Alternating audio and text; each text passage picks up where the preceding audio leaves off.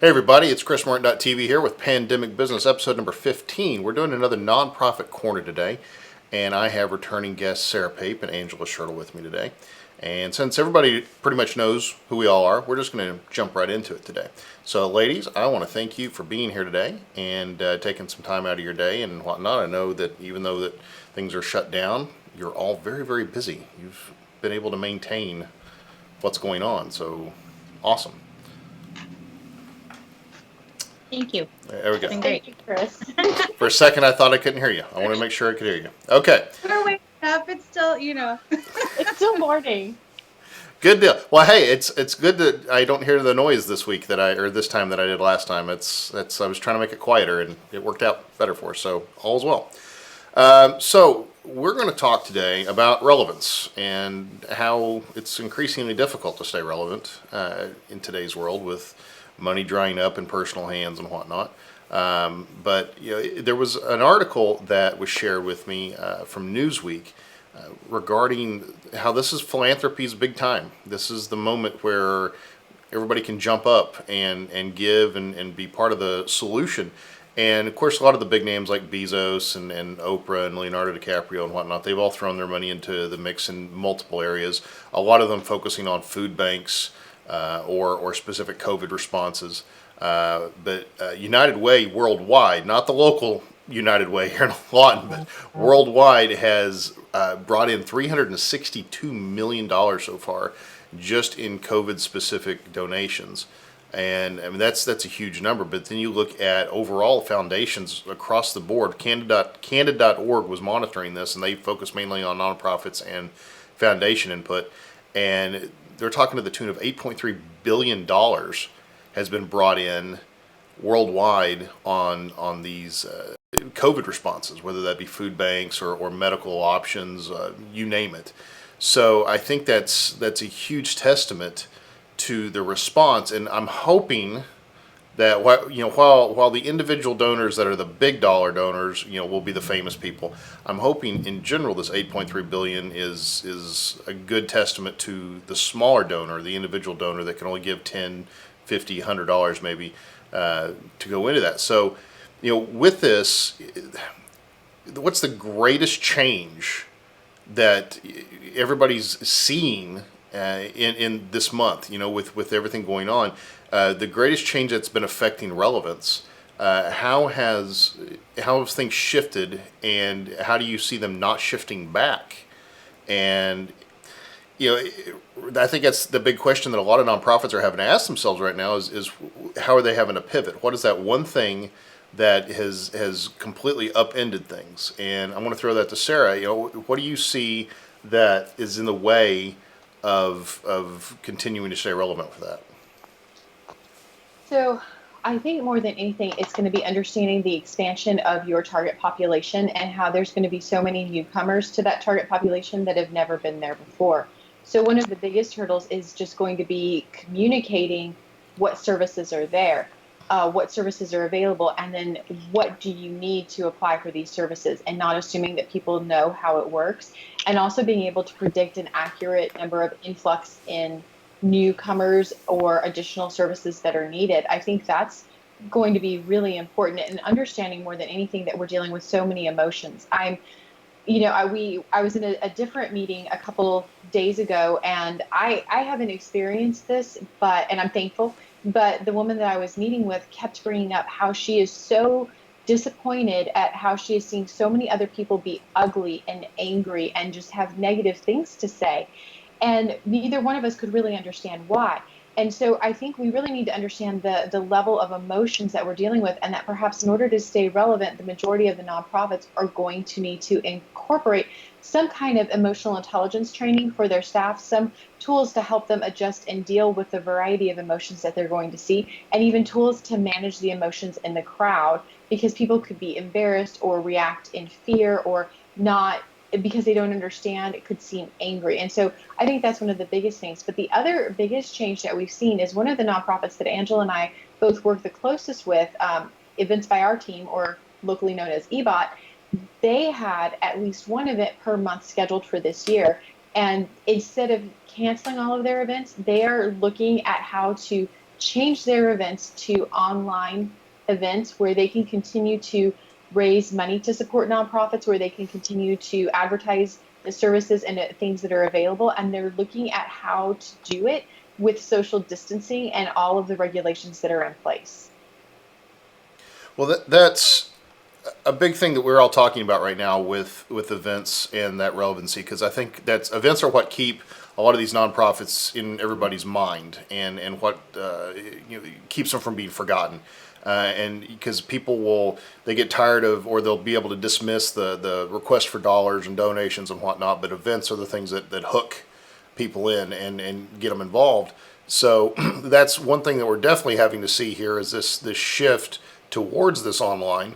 And pardon me, my coffee is messing with me a little bit here, but that shifting to the social distancing of the 6 feet or more, and that's actually being recommended. And then groups of, I think large groups, the CDC estimates are going to be somewhere in the neighborhood of no more than 50 people, and then of course groups no more than 10 of the same household.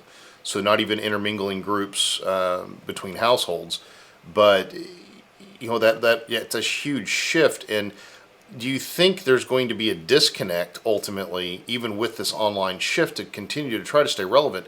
How are people not going to be able to feel separated, with that, not be able to shake hands or give somebody a hug or Right. or talk face to face, and we have the issue of technical issues. We've battled that here on the show with the live stream. Yeah. This disconnect, somebody feels they're removed from the situation. So how is that going to be something where in the long run that it does not set up the foundation for not being connected with people? So in my nonprofit career, I worked with high risk populations. Typically, it was teenagers, and a lot of the times it was kids that were either in custody of OJA or were just deemed a high risk population. So that was the majority of the work that I did. But I also worked with a lot of elderly people or high risk adults. And one of the things that I noticed was the most powerful, and I didn't care what was going on in the world, I didn't care what season it was the power of touch. And so when people would come and they would be sitting in my office, and at one point I worked with a free clinic, and I was the person that did the referrals for the important surgeries or the medicine that we couldn't get for free for them, or all of those vital services that are so needed to stay healthy. And I remember I would just hold their hand or put my hand on their arm, and the power of touch and the ability to just say, hey, I see you, I hear you, and I'm connected to you.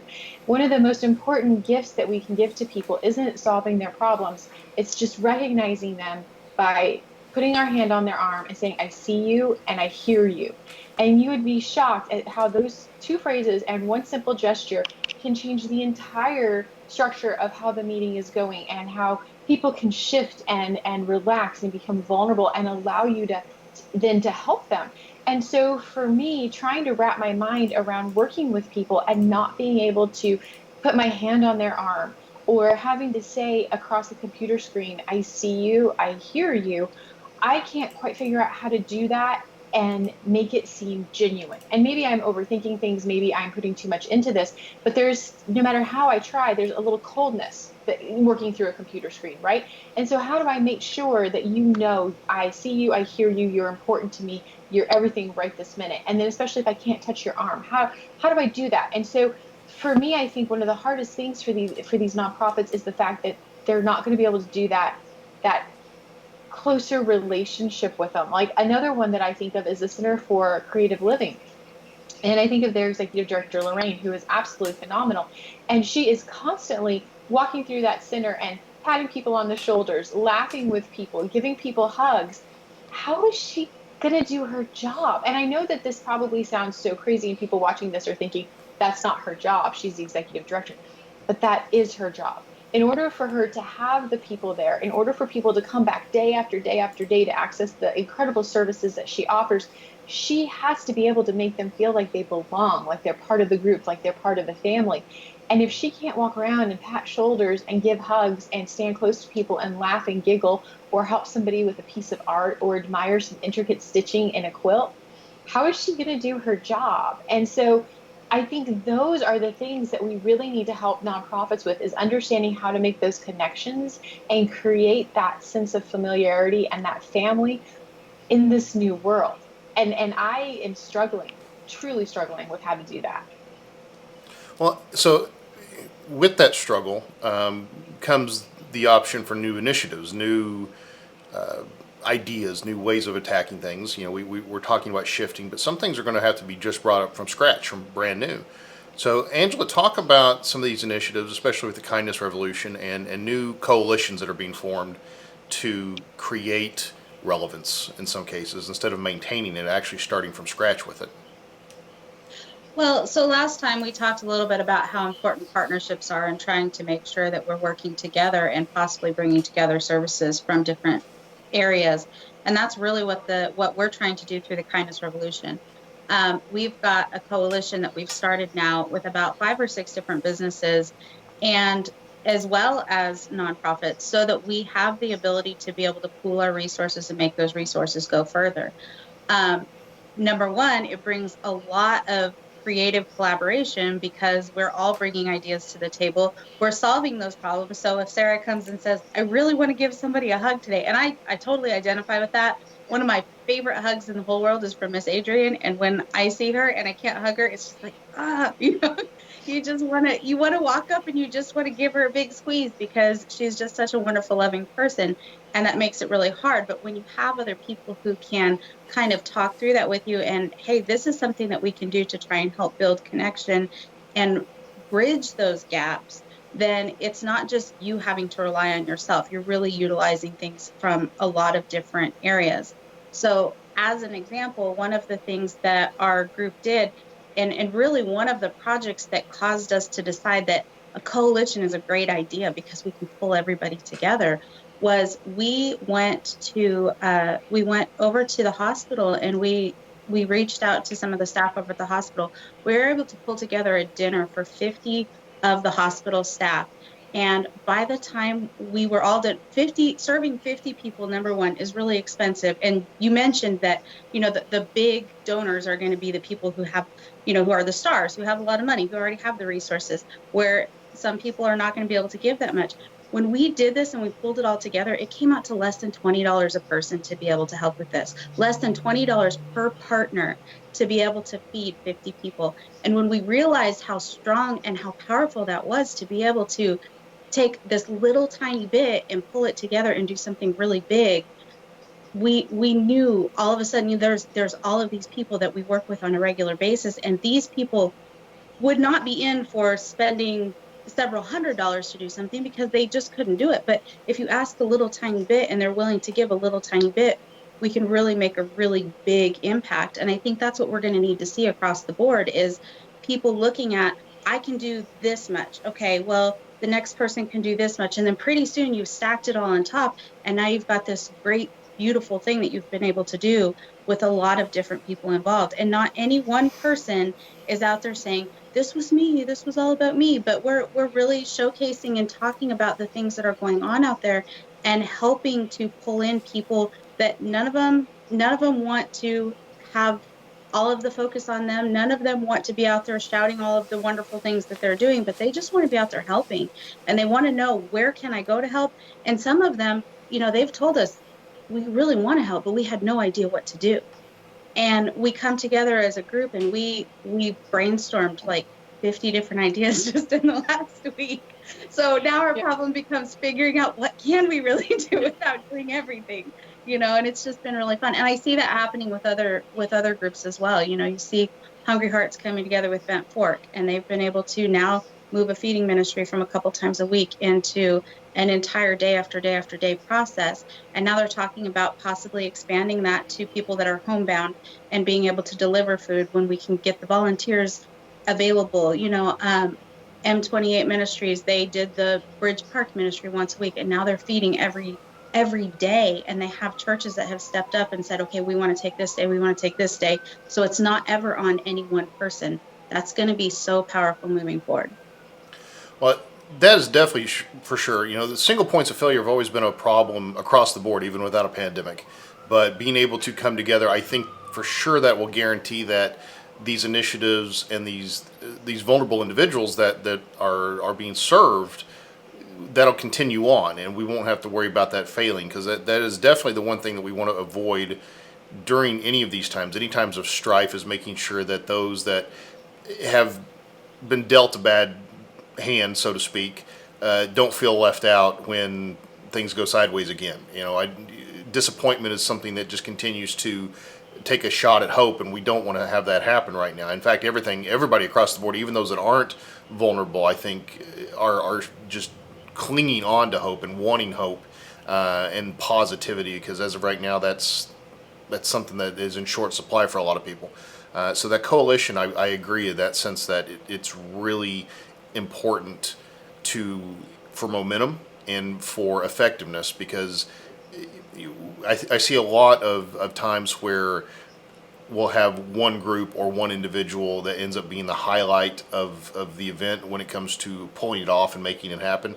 And then, of course, that introduces that single point of failure. So this is a time where failure really isn't an option. And those coalitions I think are fantastic for that, because it will all bring us together, literally. And even though togetherness is the one thing we're actually trying to avoid, we're just trying to do this with the spirit of togetherness, and I love that. So what are you anticipating? And either one of you can jump in on this, but what are you anticipating as a shift going forward? We've got new social distancing regulations that are being implemented both at the city and the state level. We have recommendations from the CDC that are changing, seems regularly. WHO continues to change their regulations and backpedal in a lot of senses.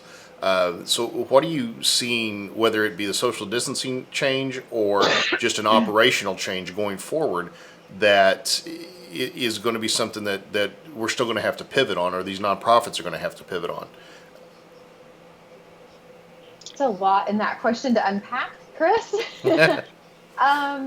So I think it's going to be learning to be agile and nimble, and learning that while we can have a strategic plan for 1 year, 3 year, and 5 years, maybe it's better to do 30 days at a time right now. I am kind of, with my business, I'm taking everything 30 days at a time. And so I'll plan the next 30 days about 15 days before that happens. And for me, that's allowed me to create that nimbleness and to be able to pivot and to do what my clients and my customers need me to do. And so it's made it easier in a way. And so I think that's what we're going to see with nonprofits is that, and that's going to be a challenge with grant writing, because typically with grant writing, you're looking at programming that is at least a year long, or a good portion of that year, right? Like a semester. And so now we're going to have to explain in grants how we're going to have to plan 30 days at a time, how we're going to manage these programs, because we have to stay relevant to the changes and the requirements and what we can do this month. But then, we had a little bit of a pop this month, so we can't do as much this month. So now we're doing this, and then back and forth. The other thing that I think is going to be interesting is for nonprofits to learn not to be so dependent on foundations. I have spoken to several foundations who have honestly paused and aren't giving any grants out right now. And so I think it's going to be learning how to collect those smaller donations and more of them. I always tell people when I teach grant writing, think of the Target dollar bin, right? We all go to Target, the dollar bins are right there. We walk up and down the aisles and we think, we've only spent $20. We're good. And we go to check out and suddenly it's $100, right? Because those dollars add up. So if we had businesses where, like, maybe let's say Buffalo Grove, if she would put a jar out and every time people paid any of their coin change, she encouraged them to dump that coin change in, and then we found a central nonprofit that would distribute it to other nonprofits. Think how that could add up, and think how those dollars could add up. So I think it's going to be learning how to be nimble and pivot and find new ways to fundraise, find creative ways to strategically plan, and then ways to communicate that with foundations about how we have to have shorter term goals now. I want to add to that too. Not just on the nonprofit side, but for businesses that are wanting to be donors, I think that ability to be able to think outside the box and think about your services in a different way is really going to be pivotal as well. As an example, my mother-in-law is not able to get out and do her lawn care. She physically isn't and hasn't been able to for a long time. So my son goes in and he helps with that quite a bit. But we know from her and from a lot of her friends, they're also in the same position, and they would normally have somebody come and do their lawn. But right now, with everything, with prices being crazy and people not necessarily being available, and then we've had all these storms. So all of the people who have been helping with that, with the storm cleanup, are not able to help. So when you're looking at your business, if you look at those areas where maybe this is something that I could do either for a reduced cost to be able to help, or maybe I have a little bit of extra time and I'm willing to just donate it to somebody that needs help, or maybe I need to reach out to one of these organizations. I'm not saying that we should all give away our services for free, but I also think that we need to be able to think outside the box and see where are those areas that we can have donations and helping in as much of a monetary sense as more of a service sense right now, because really important, but the service is just as important right now. And when we're looking at the growing needs, there are a lot of service needs that are available, that are needed right now. Helping people put together loan packets to be able to keep their small businesses alive. I can't tell you the people that I relied on to help me with that, and the people that I know other people have relied on are so essential right now. And they're overwhelmed. So if you have people who have those skills and those abilities, having them step in and help pick up that load is just as important as donating $100 to a small business organization that's trying to help people. You want to, we need to be thinking outside of the box right now and really reaching out to those places. That outside of the box is pretty much it. And I want to touch on something you mentioned there about the not giving work away for free. We're obviously in a moment now where budgets are dwindling, people are getting furloughed, businesses don't have the money to give away. Time is money, though, in that sense. So we're having a lot of people that are able to stay busy because they're at home, but they're not necessarily working. But there's that fine line. So as a business owner, obviously, for me to keep the lights on and the doors open, so to speak, I've got to get paid. But I've also been given an opportunity to be able to do things for free that I can possibly do in a way that others can't. So I think right now, if I can encourage anybody that's watching this, that generosity is key at this moment. And it does not have to be money. It does not have to be even goods. Services themselves are worth their weight in gold.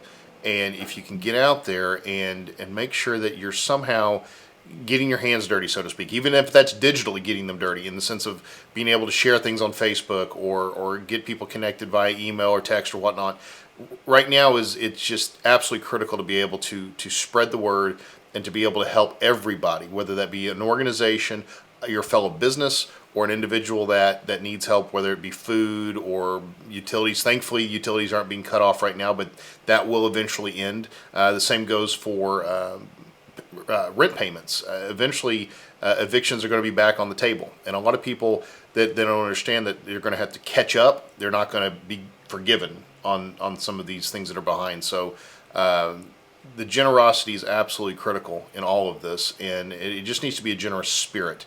However that manifests is up to you to decide and how you're feeling led to do it. But ultimately, I agree with both ladies here. You've got to be able to jump on board and just understand that you're in a position to help, if you are in a position to help, to exercise those gifts and abilities and jump in there, because if we can take care of everybody else, we ourselves will be taken care of. It may not feel like it, but it will come back to us, whether you believe in karma or any other, whatever it is, it will come back full circle for you on that.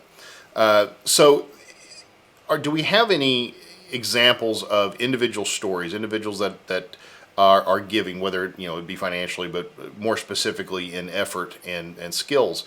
Do we have, either one of you have examples of that have been exhibited so far in this time that are kind of out of the ordinary? I'd like to speak on kind of shifting services and taking a different approach. Okay. So one of the things that we've seen, events by our team, we've highlighted them a couple times throughout this, but they've been really instrumental in kind of changing the focus that they have. Prior to this, they had primarily helped businesses that were not brick and mortar, but there has been such a huge need with brick and mortar business that they've really been an integral part of us helping to figure out how can we reach out and give support to the brick and mortar businesses while pulling all, I mean, they've just been a really big part of this coalition and trying to help pull our resources together, because by doing that, we're pulling in people who um, have brick and mortar businesses, and they're able to get their names out there and get their word out there and try and help people know that they are still there, they are still functioning, they are still alive, and they are ready to help serve people. And so that's one area. I think it's not your traditional, we talk so much about the feeding and those kind of services. So it's not your traditional nonprofit, but it's definitely a place where they've kind of morphed what they're doing to address a need. And we've really seen um, Aranda's is a great example. They are one of the places that we've partnered with on several things, and just simply by being a part of that, they've reported back to us that they've had more people coming in and more walk-in traffic because people are curious about what's going on over there, and so they're going in and they're talking to them and working with them, and now that business is at a place where they're going to be able to pull through a time where maybe they weren't sure if they could. So this is, I love that, again, out of the box thinking, but that's just one example out of, I'm sure that there's a whole lot more. Sarah probably remembers a lot more than I do. Oh my gosh. I know I've had a lot of fun this month, which probably sounds crass compared to everything, but I've gotten to work with amazing people and I've gotten to see so many people's eyes just lighten up. So I was thinking of like people who have services, like talents that they're sharing. I've really noticed Albert Rivas sharing a lot on Facebook and really making it a point to centralize information and get it out. I've seen Indy from the radio station really purposely make sure that information is getting out. And I know I've come to rely on both of them heavily on Facebook to know what's going on and what changes are going on.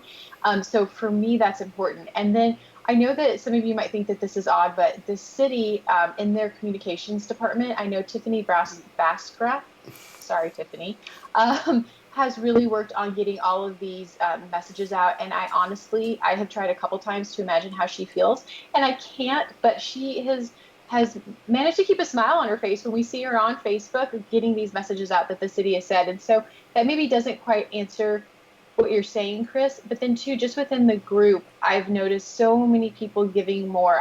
When I was at Buffalo Grove this morning, Candy was talking to me about the people that she has seen again and that are coming back out, and how can we coordinate to maybe provide a lunch for some of the elderly people that live across the street from her. Aranda's has just been amazing to work with. So I think I am not very good at remembering all of the wonderful things people are doing. But I've seen a lot of donations and I need to keep a running list. Chris, one thing that you're doing that I wanted to point out is a year ago, you debuted your series, The Protector, and I know what a meaningful project that was for you. I know the emotions that were behind that because I got to work with you on that. And that was honestly one of my favorite projects of 2019. I was so honored to get to work with you on that. And when I saw that you started to share that on Facebook and the stories, that lifted my heart so much because it brought back great memories. But on top of that, you're sharing, again, that unsung hero and inspiring so many people to really think about the people behind the scenes that do all the work. And something that you don't know is after I worked on that series with you, I got to teach a couple classes at the Armed Services YMCA summer camp last year in their Explorers classroom. And so I totally took your theme of everybody is important, everybody matters, everybody has a purpose, and all the unsung heroes. And I taught all 3 lessons based off of what I learned from working with you on the Unsung Heroes project. So you, just that one art project that you thought you were doing impacted 40 kids 3 different times. And each time I got to bring my staff with me. And then one time I got to bring a college intern with me. So it impacted so many more people and caused a trickle effect. And then you're re-releasing that, you're energizing me, and I'm thinking, yeah, we can do this. We've got these unsung heroes. Let's all get our capes out and do this, as corny as that sounds. Well, I appreciate that, and that is pretty awesome to hear. As a storyteller, you always want to make sure that the story you're telling is making an impact, and because that's the ultimate point, and it's not about me, it's ultimately about the story I'm telling, and I that is really cool, and I love to hear that. And that kind of shifts into my next question of what tactics and strategies can we use to highlight the individuals. And this is not self-serving. I was going to ask this before you mentioned me, but what tactics and strategies can we use to highlight those that are stepping up and are giving in their own way, however that may be? Is there a way that the nonprofits can highlight their volunteers, or businesses can even highlight their employees when it comes to the generosity side? Because we don't want to do this in a self-serving sense, but I think, kind of like you mentioned, that one thing leads to another. It energizes, and that energy can pass from one entity to another. Is there a way, whether it's social media, but how specifically on social media, not just posting about it, but is there a way that it can go about where that information is given and it is definitely inspiring to those that may see it? So go ahead. You go, Angela, and then I'll talk. You go first. Hi, Tabor. No. One of the things I wanted to speak on this, because one of the reasons that we first got involved with the Kindness Revolution, and really what it started out as, was really something very similar to this. And that's just out there spreading and highlighting the things that people are doing that are great. And since we've been in quarantine and everybody has had to socially distance, we had to kind of figure out how can we still do this without being out in the public. One of the things that they brought to us in the very beginning was, we have these bands. They're Kindness Revolution bands, and on one side it says Kindness Revolution, and on the other side it says various things. For the kids, it says it's cool to be kind. For service members, it says thank you for your service. But it's something so small, right? You just walk up to somebody and say thank you for holding the door open. Thank you for taking a minute to help me load my groceries in my car. Thank you for whatever it was that they did. And that's one small thing. And we've seen, prior to all of this, we had businesses that were handing these out to people that were just doing amazing things. This person went out and they helped. I'm on lawn mowing today for some reason. I think it's because it's pretty out, but they helped mow somebody's lawn. And so we're giving them a bracelet, and then they take a picture of them and they share it over to our site, and then we highlight them, and those people are acknowledged. And you're just like you said, it's not self-serving. It's not out there to be like, hey, look what I did, but it's just to say thank you for doing something kind, and to let other people know that those things don't go unnoticed. And that's one area that we started in, was just simple thank you. And I think that we can all do that. If you see a nice story, if you see something about something wonderful that people did, just say thank you. And so I love that. And what I was thinking, what I have pitched to nonprofits for years and years is, build a pretty backdrop, find a pretty place to take pictures of your volunteers, line them up, take their picture, and then literally interview them with some prompts like, why do you volunteer here? How does volunteering make you feel? Why is this important? So I always go to United Way with this, right? So it would be so easy with United Way. It's because United We Stand. I mean, so easy just to change that. And that's kind of what I've been putting all over Facebook, is together we can overcome this. So we've got United Way volunteers, and it's literally why is it united? How does being united to something bigger than you make you feel? How important is this to you to make your community grow? And it would take some wordsmithing to get just the right questions.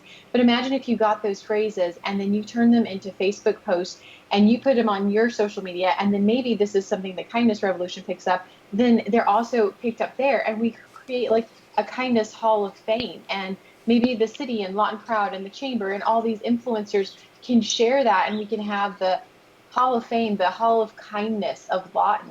And people are put up there with the quotes of why it's important to volunteer. So we're thanking and recognizing them, but we're also learning why it's important to them and the incredible stories that go with that.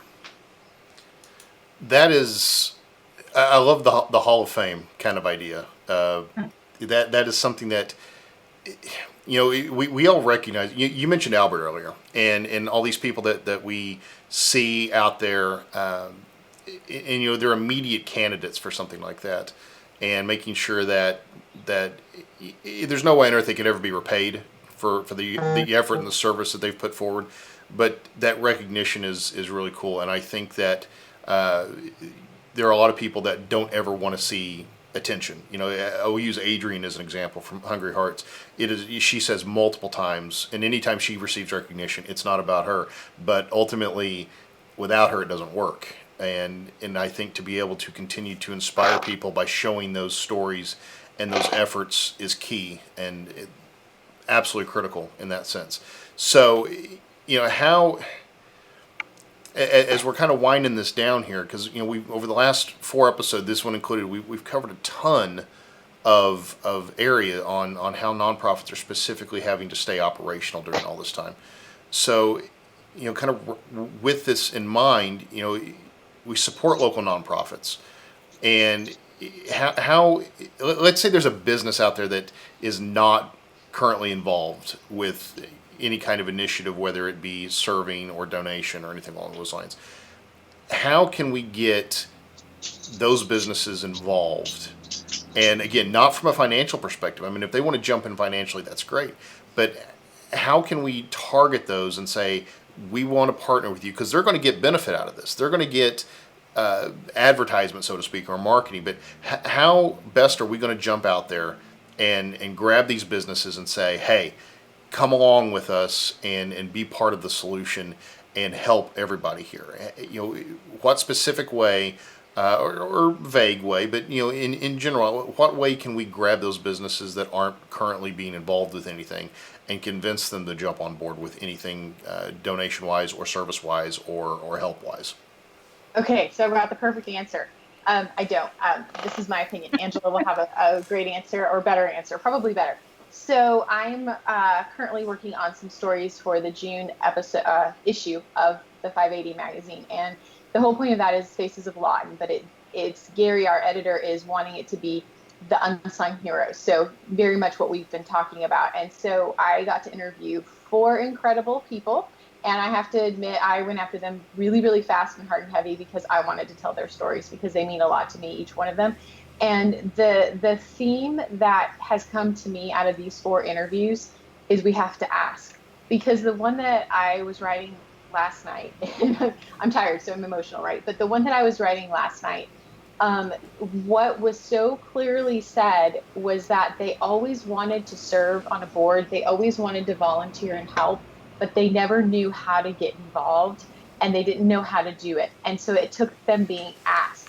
And I think that's the entire lesson here, is that we assume that if people don't volunteer, that they don't want to help. And that's not it at all. And that's not what I've learned in the course of my career. People don't know, and so they need to be asked. And so I think if we could literally just approach these businesses and say, I'm sorry, my dog woke up from his nap. You can see his head. I apologize. If we can ask these businesses, what would you come help? What would you like to do? Please help me. I think that's when we're going to see their involvement, because I bet a lot of them don't know where to start. They don't know the first step, or they just need to be asked.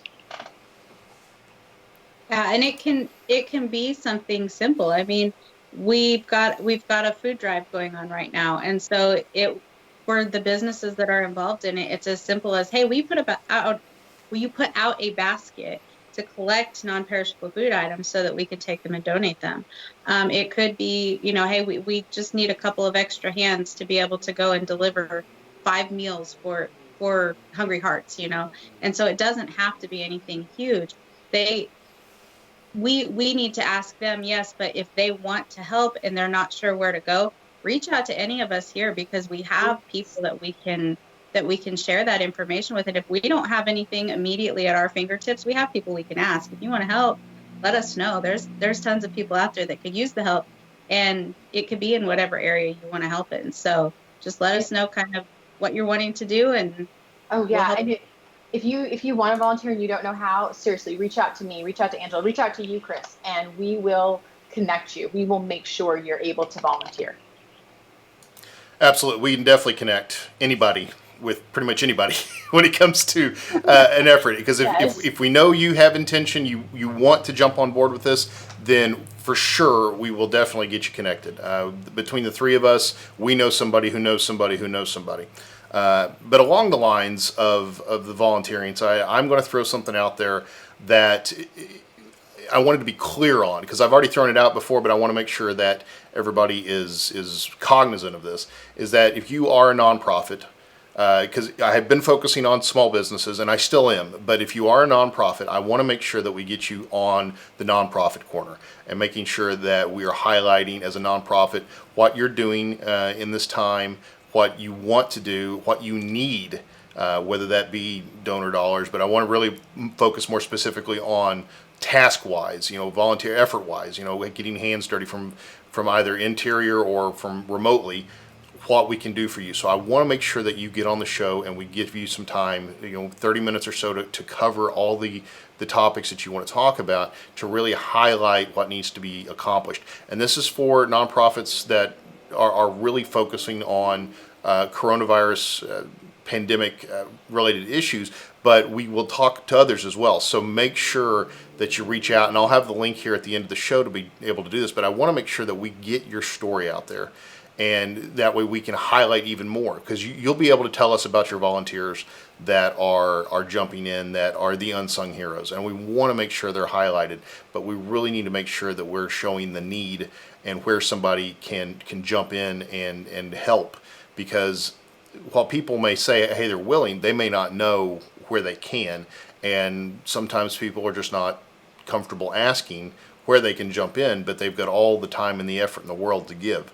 So make sure that you reach out to me, or to Angela, to Sarah, to Lauren at United Way, who was unfortunately not able to join us today because of a scheduling conflict, but they will definitely be able to connect you all. And even if you are somebody that's watching this that is what we're going to call vulnerable population, and not just in a health sense, but financially or economically, you can reach out, and we can definitely put you in touch with the right people to be able to get you the help that you're needing.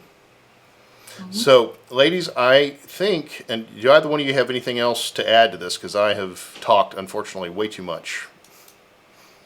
So thank you guys so much. Sorry. No, you're good. I love working with Angela. We both think alike. I was going to say, first of all, thank you to Angela and to Chris. You guys have done amazing, and it's been an honor to be able to work with you guys and share the screen. And Chris, thank you for keeping this going to highlight nonprofits. From a former nonprofit director, I can tell you how much that means. So thank you. Well, it's my absolute honor. I've wanted to give as much as I could, and I know that I've been blessed with a certain set of skills, so to speak, not to quote from the Taken thing, but been given the ability to do certain things, and I want to make sure that I can use those in the best way possible to help any community that I'm a part of. So thank you for being part of the show. Thank you for being for bringing this to me. It was a great idea to be able to highlight nonprofits specifically, and Sarah, you're very awesome with this, so thank you for prompting this. And so we don't want this to be the last nonprofit corner. We've just specifically focused on ideas and theory and tactics and strategies across the board. But in the future episodes, like I said, on the nonprofit stuff, I want to make sure we're highlighting individual agencies and nonprofits going forward. So if you do want to be part of this, if we can help you, make sure you go to my website, chrismartin.tv/live-interviews, fill out the form, and as we go through the forums, as we see openings in the schedule, we'll make sure that we can get you on the show somehow. We'll do pre-interviews, all that other fun stuff. And we understand if you don't like to be on camera, we get it. A lot of us don't like to be on camera. I'm a photographer. I'm typically behind the camera. But we want to make sure that we get your story out there, because ultimately that's what's most important. So chrismartin.tv/live-interviews, jump on there and fill out the form and make sure that we get your info. And we will see you all later. Thank you, ladies, again for joining me. And everybody, have a great weekend coming up. Bye. Thanks, Chris. Thanks, Angela. Thank you.